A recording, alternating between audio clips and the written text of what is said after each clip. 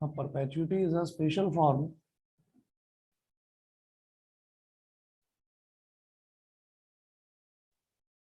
of an ordinary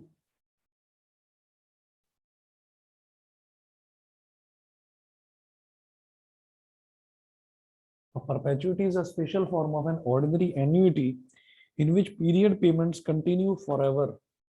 In which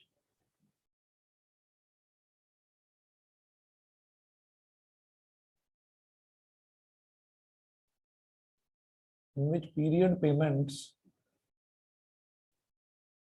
continue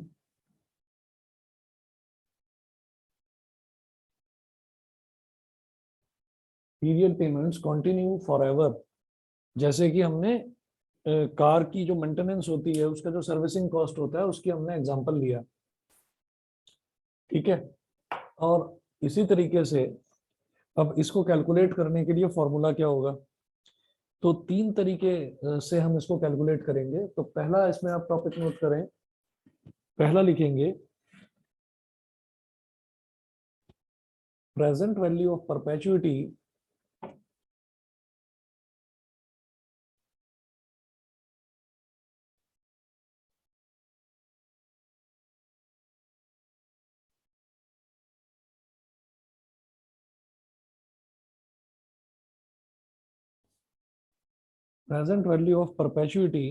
payable at the end of each payment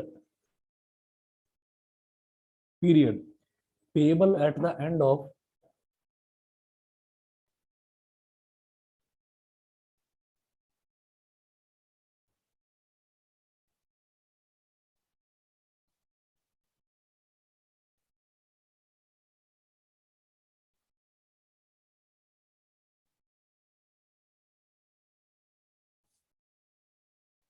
present value of perpetuity payable at the end of each payment period, at the end of each payment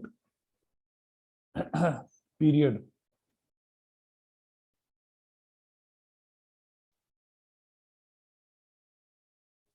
तो हम ये कहते हैं eight the end of each payment period. Payment period का मतलब ये है कि जैसे मान लीजिए हमने ये कहा कि हम एक गाड़ी की सर्विस कराते हैं, तो मान लो हमने अब बिल्कुल गाड़ी अभी नई है, तो जब हमने नई गाड़ी ली तो हमको ना उसकी कुछ सर्विसिंग वगैरह करानी नहीं पड़ेगी, उसमें सारी चीजें वो सब कंपनी की तरफ से वो फिटेड आती हैं।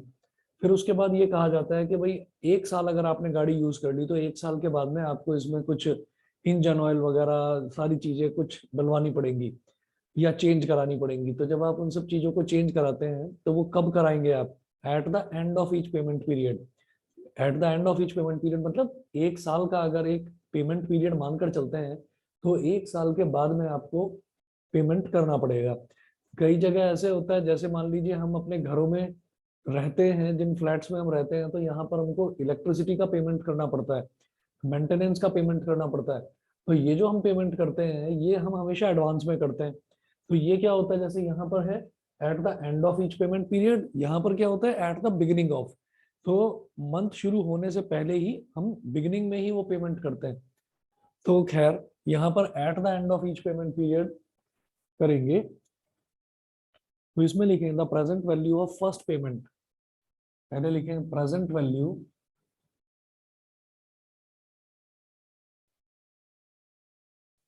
Of first payment.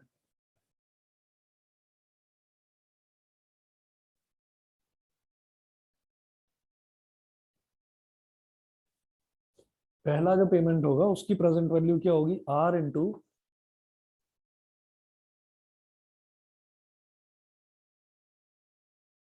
One plus I की power minus one, R into one plus I की पावर माइनस वन।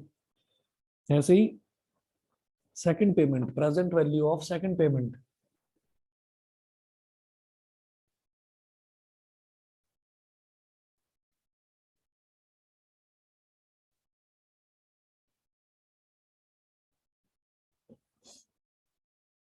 ये क्या हो गया, R into one plus I की पावर माइनस टू। फिर present value of third payment,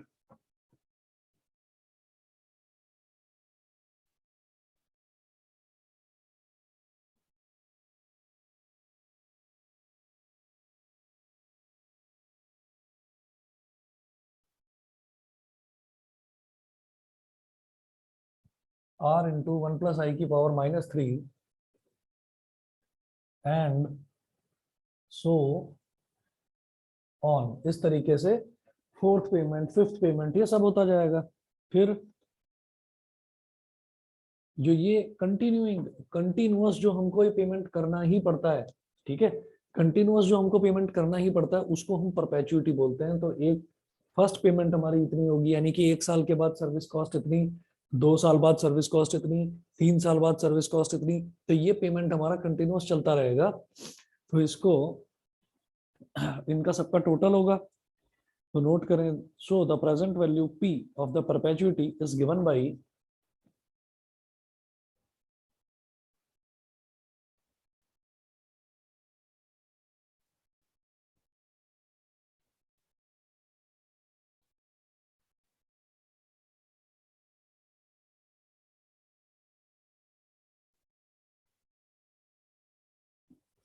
so the present value p of the perpetuity is given by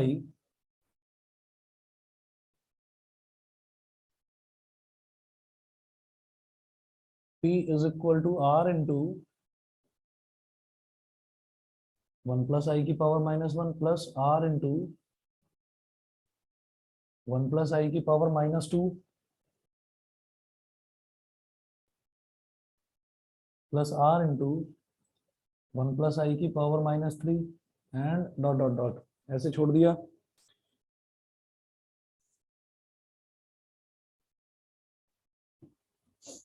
अब क्या करेंगे कि ये जो है ना, ये एक इनफाइनाइट जीपी की तरह है। इनफाइनाइट जीपी पता नहीं लास्ट ईयर आपके सिलेबस में था या नहीं था।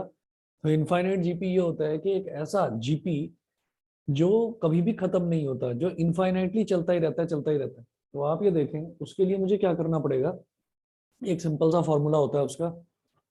जैसे हम ये बोलते हैं ना कि पहला टर्म मान लो जैसे एपी है, तो एपी में हम ऐसा लेते थे कि पहला टर्म मान लीजिए 2 है, दूसरा टर्म हो गया 5, तीसरा टर्म हो गया 8, चौथा टर्म 11, फिर 14, ऐसे। तो इसमें हमने क्या देखा एपी में कि पहला टर्म तो हो गया ए हो गया 2, दूसरा टर्म जो है, दूसरे टर्म में और पहले टर्म में क्या डिफरेंस है, 5 - 2 3, इसको कॉमन डिफरेंस बोलते हैं। चाहे आप तीसरे टर्म में से दूसरा टर्म सब्ट्रैक्ट करो, चाहे चौथे में से तीसरा टर्म सब्ट्रैक्ट करो, आपका कॉमन डिफरेंस सेम आएगा। तो इसको एपी बोलते हैं। ऐसे ही जीपी,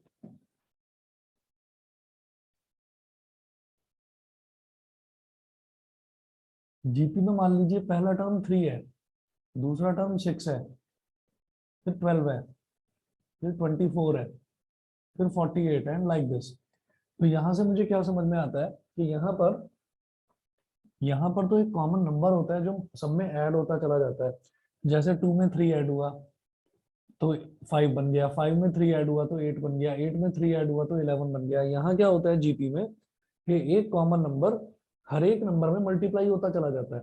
तो आप देखिए जैसे पहला टर्म यहाँ पर 3 है, यानी कि a इज इक्वल टू 3, और फिर ना, फिर हम लेते हैं कॉमन रेशो होता है r, जो हर एक टर्म में मल्टीप्लाई हो रहा है। जैसे 3 2 6, 6 2 12, 12 2 24, 24 2 48, तो 2 सब में मल्टीप्लाई होता जा रहा है, तो this is called common ratio. तो जब ये चलता जाता है ना ऐसे, जब इसका कोई लास्ट टर्म, आखिरी टर्म नहीं होता, तो इसका सम जो है, sum of GP, sum of an infinite GP, sum of an infinite GP, इसको कॉमनली कैसे रिप्रेजेंट करते हैं कि फर्स्ट टर्म ए, फिर दूसरा टर्म क्या हो गया, ए में आर मल्टीप्लाई हो गया, जैसे 3 में 2 मल्टीप्लाई हो गया तो 3 2 6, ठीक है। फिर तीसरा term a into R square, मतलब ए क्या है 3 और आर स्क्वायर क्या है 2 2 4, 4 3 12, ऐसे। फिर चौथा टर्म क्या है, ए आर की पावर 3। अगर ऐसे ही करते करते ये चलता जा रहा है, चलता जा रहा है, कहीं खत्म ही नहीं हो रहा है, तो सम जो इसका निकालते हैं, A plus A R square plus A R cube till infinity. जब इनका सम निकालते हैं तो इसका ना सम का बेटा एक सीधा फॉर्मूला होता है, A upon 1 - R, A upon one minus R, ये फॉर्मूला होता है। तो मुझे यहाँ पर भी यही फॉर्मूला यूज करना है। ये तो आपको बताने के लिए करा गया था कि ये फॉर्मूला है, ठीक है। और अब हम यहाँ पर देखेंगे कि यहाँ पर क्या ये जीपी बन रहा है, तो देखकर समझ में आता है कि yes it is a GP. तो ये कहीं पर नोट कर लीजिए और फिर इसको आगे बढ़ाते हैं।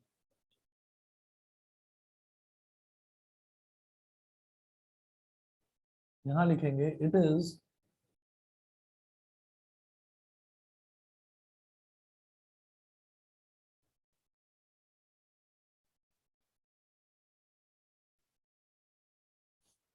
N infinite GP where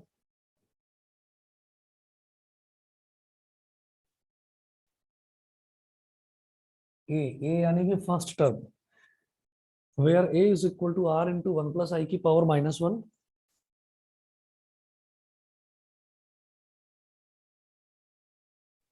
are into one plus I की power minus one, one plus I की पावर माइनस वन, ये तो ए हो गया। और कॉमन रेशियो क्या हो गया, कॉमन रेशियो स्मॉल आर, ये क्या होगा, second term upon first term. तो ये ऐसे होगा बेटा, देखो are into one plus I की पावर माइनस टू, ये तो सेकंड टर्म हो गया, upon first term one plus I की power minus one, R into one plus I की पावर माइनस वन, आर से आर कैंसिल आउट हो गया। और जब ये ऊपर चला जाएगा तो ये हो जाएगा वन प्लस आई की power minus two plus one, मतलब वन प्लस आई की पावर माइनस वन। तो ये मेरा कॉमन रेशियो आ गया small R, small R is equal to one plus I की पावर माइनस वन, ठीक है। और ये एक इनफाइनाइट जीपी है। तो इनफाइनाइट जीपी का फॉर्मूला क्या होता है, सम का A upon one minus R, therefore P is equal to A upon one minus R. अब ए क्या है, R into one plus I की power minus one upon one minus one plus I की power minus one. जैसे इतना हो गया, तो अब इसको कैसे करेंगे, जैसे ये ना वन प्लस आई की पावर माइनस वन है, तो बेटा ये क्या हो जाएगा, ये हो जाएगा आर अपॉन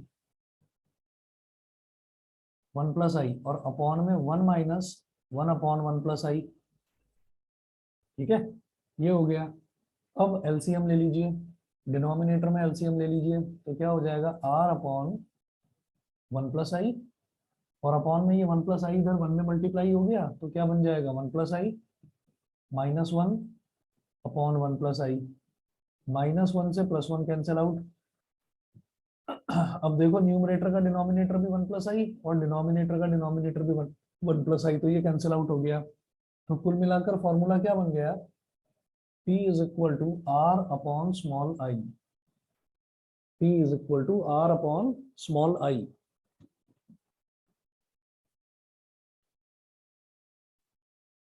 उसके बाद ये देखिएगा कि ऐसा होता है कि ये तो वो था कि जब हमको at the end of each period के हर पीरियड के बाद में मेरे को पैसा जमा करना है, तो ये तो वो वाला केस हो गया। अब वो वाला केस देखते हैं जहां पर ये है कि at the beginning of each payment period. Second case देखेंगे at the beginning of each payment period.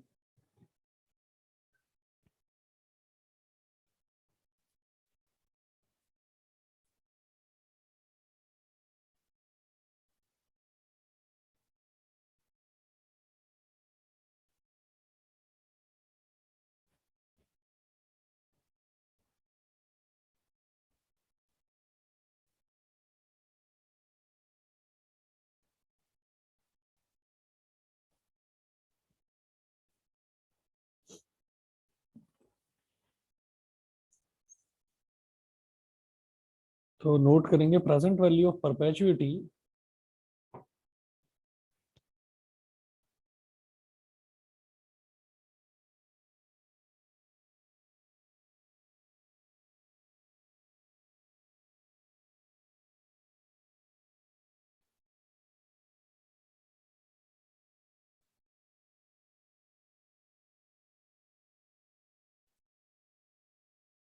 present value of perpetuity payable at the beginning of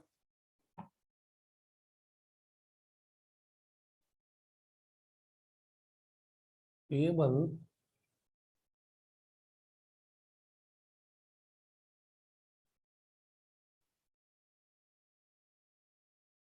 present value of perpetuity payable at the beginning of each payment period.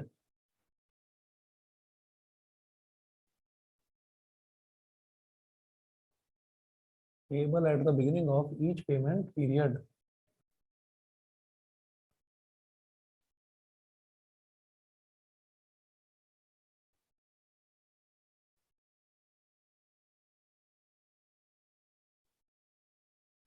ठीक है, तो ये क्या होता है, जो capital R है ना इसमें, ये कैपिटल आर क्या होता है कि जो हमको मतलब रिपीटेडली जो हमको पेमेंट जो जमा करना है, तो जब हम कहते हैं कि हमको शुरुआत में ही कुछ जमा करना है,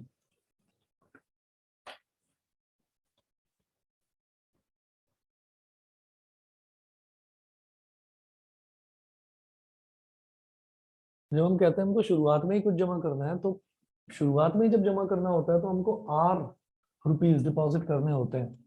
तो यहाँ नोट करें, present value of first payment,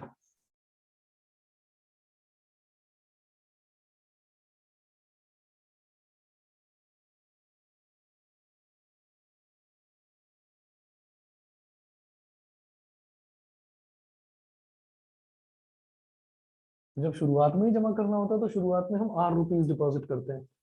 जब बाद में जमा करना होता है तो पहला जो पेमेंट है वो होता है आर इंटू 1 + i की पावर -1। अब इसमें वो पेमेंट हमारा सेकंड पेमेंट होगा।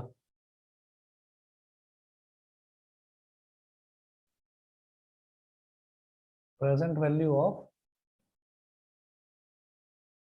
सेकंड पेमेंट, तो जैसे वहां पर फर्स्ट पेमेंट था, तो फर्स्ट पेमेंट क्या था कि at the end of 1 year, अगर हम 1 ईयर का टाइम पीरियड लेते हैं तो 1 साल के बाद आप कितना पैसा जमा करेंगे, आर इंटू 1 + i की power -1।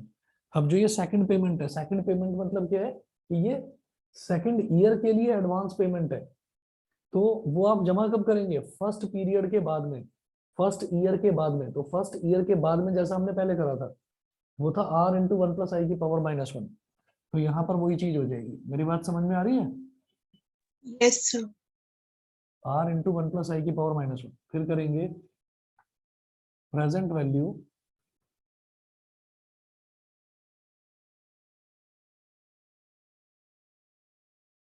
Of third payment,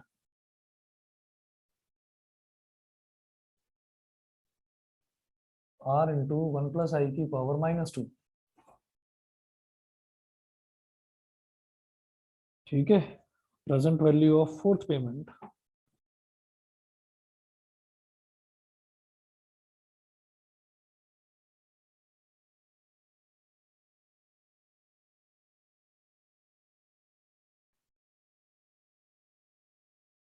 R into 1 + i की पावर -3 एंड सो ऑन। अब अगर इनको हम ऐड करेंगे, so the present value p of the perpetuity is given by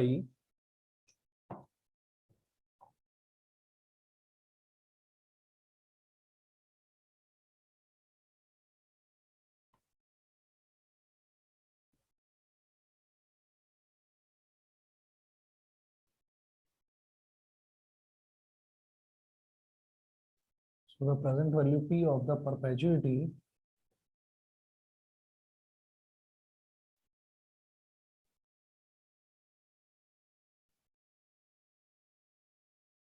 is given by p is equal to r plus r into 1 + i की power -1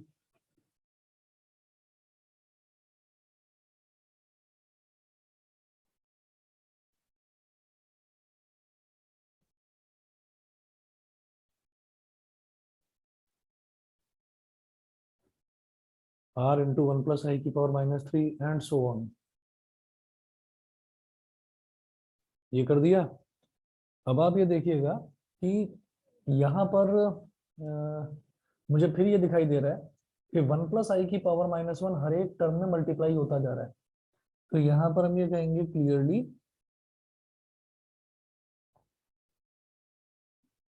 it is an infinite GP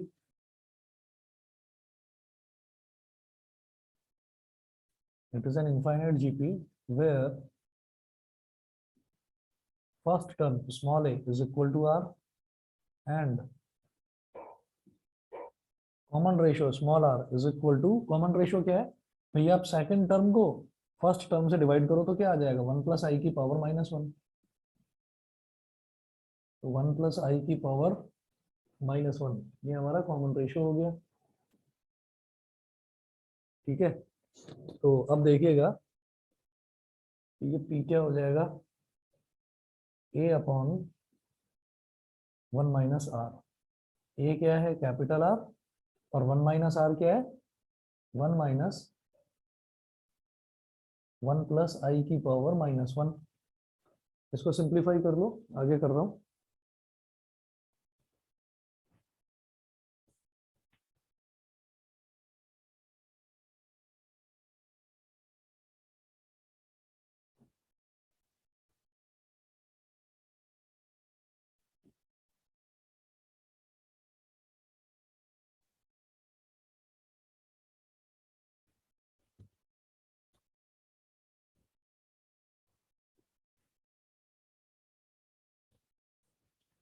तो P is equal to R upon 1 minus 1 upon 1 plus I. 1 plus I की whole power -1 का मतलब यही है 1 upon 1 plus आई। LCM लेंगे तो 1 plus आई 1 में मल्टीप्लाई हो गया, R upon 1 plus I -1 upon 1 plus i.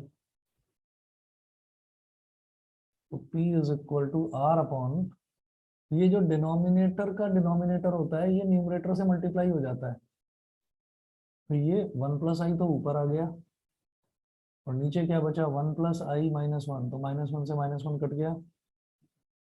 तो P is equal to R into 1 plus I upon i. ठीक है, R into 1 plus I upon i ये है। अब चाहो इसको थोड़ा सा और आप एक्सपेंड कर लो, R इंटू 1 क्या हो गया, R plus R i upon i, इनको स्प्लिट करो तो P is equal to R upon i plus R i upon i. यहाँ आई से आई कैंसिल आउट हो गया, तो P इज इक्वल टू क्या हो गया, R plus R upon i. तो अगर हमको एट द बिगिनिंग निकालना है तो एट द बिगिनिंग के लिए ये formula R plus R upon i, और अगर हमको at the end of each payment period निकालना है तो वो हो जाएगा R upon i, simply R upon i. फिर इसका थर्ड केस नोट करेंगे, ये मिटा रहा हूँ यहाँ से, present value of a growing perpetuity. Growing perpetuity जैसे मान लीजिए हमको किसी ने बोला कि भाई हमको साल में एक बार सर्विस करानी है अपनी गाड़ी की, तो उसमें 4,000 या 5,000 रुपए लगते हैं। एक बार आप साल में सर्विस कराएंगे तो 4,000 या 5,000 रुपए आपको देने पड़ेंगे। तो अगर मान लीजिए हमने फिक्स मान लिया कि हमको 4,000 रुपए देने ही है, ठीक है, तो वो जो फिक्स अमाउंट है वो तो हमारा ये हो गया कि भाई इतना तो हमको, इतना ही हमको हर साल देना है। अब जो तीसरा केस है उसमें क्या है, ग्रोइंग परपेचुइटी। ग्रोइंग परपेचुइटी का मतलब ये है कि मान लो 2020 में स्पेयर पार्ट्स जो हमारी गाड़ी में डलते हैं हर साल, उसकी कॉस्ट मान लो 2,000 रुपीज है, और उसके बाद एक साल के बाद उसकी कॉस्ट बढ़ के 2,100 रुपीज हो गई या 2,200 रुपीज हो गई। तो इसको कहते हैं ग्रोइंग परपेचुइटी, कि हर साल आपका मेंटेनेंस कॉस्ट थोड़ा थोड़ा थोड़ा थोड़ा बढ़ता जा रहा है। तो प्रैक्टिकल सिचुएशंस में ऐसा ही होता है कि मेंटेनेंस कॉस्ट थोड़ा थोड़ा ईयर बाय ईयर बढ़ता जाता है। तो उस केस में हमको देखना है, उसको बोलते हैं हम growing perpetuity.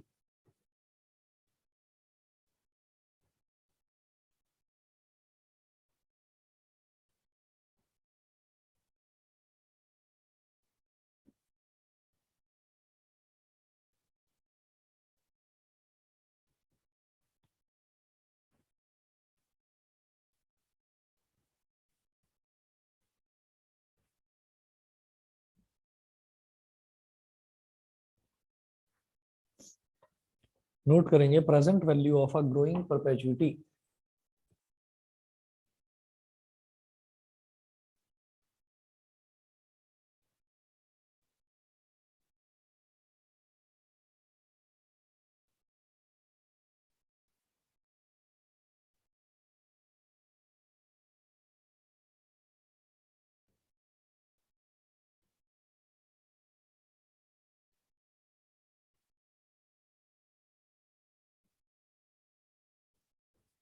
present value of a growing perpetuity.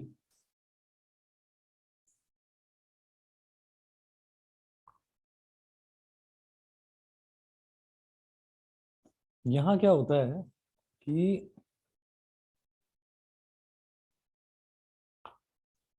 इसमें लिखे consider a growing perpetuity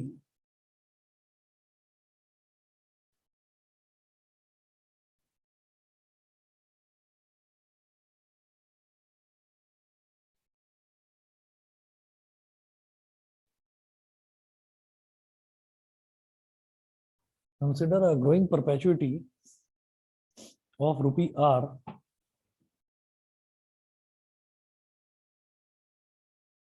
consider a growing perpetuity of rupee r which grows at the rate of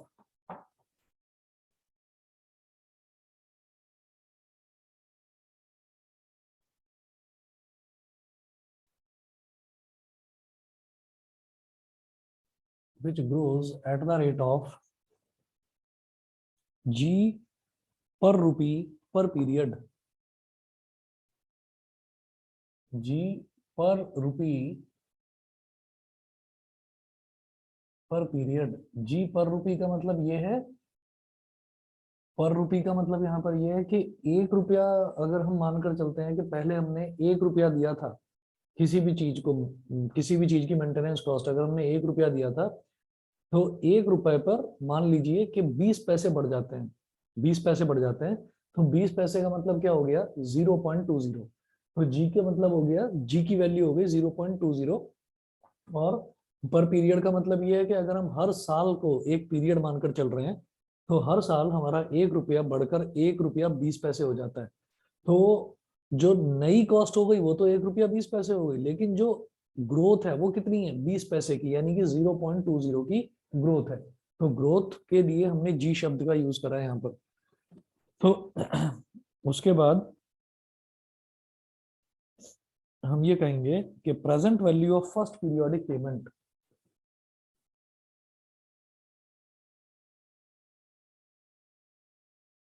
present value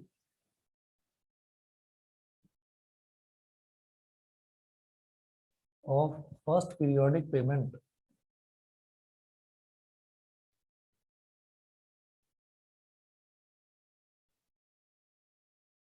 Present value of first periodic payment ये क्या होगा? r into one plus I की power -1, r into one plus I की power -1 present value of first periodic payment. ठीक है. फिर है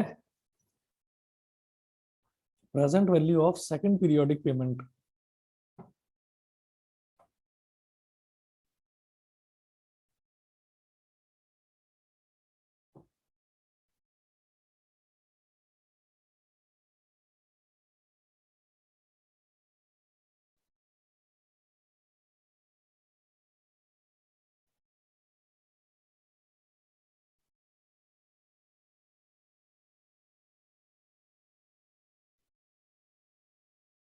ये हो जाएगा कायदे से क्या था? r into one plus I की पावर -2. इसमें एक टर्म और यूज हो जाए, ऐड हो जाएगा 1 प्लस जी, ये मल्टीप्लाई हो जाएगा. r into one plus G into one plus I की पावर -2. फिर present value of third periodic payment.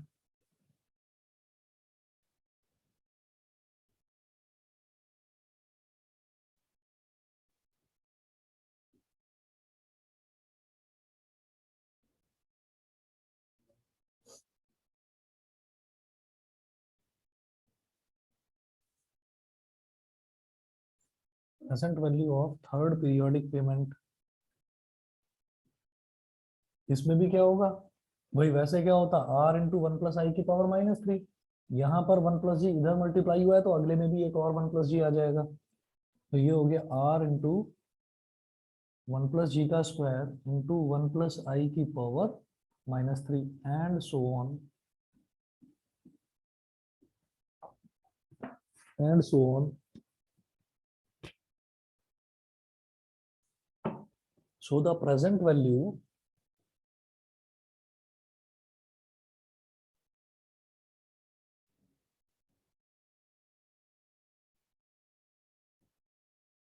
of such a, so the present value of such a growing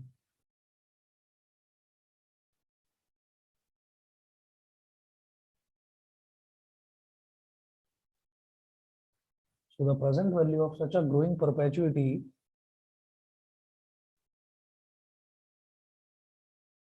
is given by, सबको add कर दीजिए, आगे करवा रहा हूँ उसको।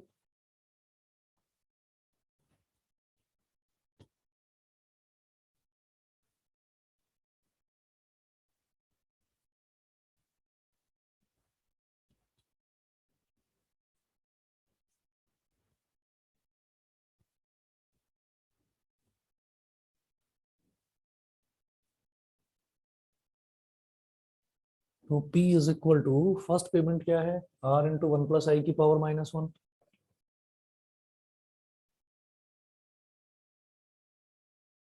सेकंड क्या है, R into 1 plus G into 1 plus I की पावर -2। प्लस थर्ड क्या है, R इंटू 1 प्लस जी का स्क्वायर इंटू 1 प्लस आई की पावर -3 एंड लाइक दिस, ऐसे ही चलता चला जाएगा। उसके बाद देखिएगा कि जो हमारा है, इट इज, ये भी एक इनफाइनाइट जीपी बन गया। It is an infinite GP, it is an infinite GP where a, first term क्या होगी, R इंटू 1 प्लस आई की पावर -1, और जो कॉमन रेशियो है वो क्या हो जाएगा, second term upon first term, यानी कि R into 1 plus G into 1 plus I की पावर -2, सेकंड टर्म ये हो गया, अपॉन फर्स्ट टर्म क्या होगा, R इंटू 1 प्लस आई की पावर -1, एक R से एक R कट गया, और 1 प्लस आई की पावर -1 से 1 प्लस आई की पावर -2 कट गया, ये बचा -1। तो ये क्या हो गया, कॉमन रेशियो, ये हो गया बेटा 1 plus G into 1 plus I की पावर -1, ये हमारा स्मॉल r है। तो स्मॉल r क्या हो गया, 1 plus G into 1 plus I की पावर -1। तो p क्या हो गया, वही a अपॉन 1 माइनस r, जो इनफाइनाइट जीपी का फॉर्मूला है, a अपॉन 1 माइनस r। तो यहाँ करिए इसको, p is equal to, a क्या है, r इंटू 1 प्लस आई की power -1 upon 1 minus 1 plus G into 1 plus I की पावर -1।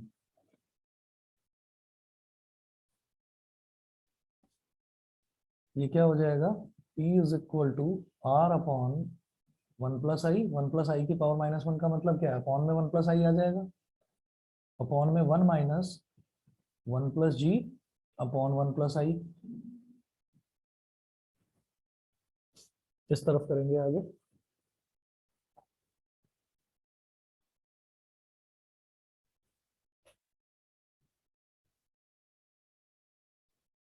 तो P is equal to R upon 1 plus I upon 1 plus I, इधर आ गया 1 plus I -1 minus G upon 1 plus I, 1 plus I से 1 plus I cut गया, -1 से +1 cut गया। तो P इज इक्वल टू आ गया R अपॉन आई माइनस जी। ये ग्रोइंग परपेचुइटी की वैल्यू हो गई, R अपॉन आई माइनस जी।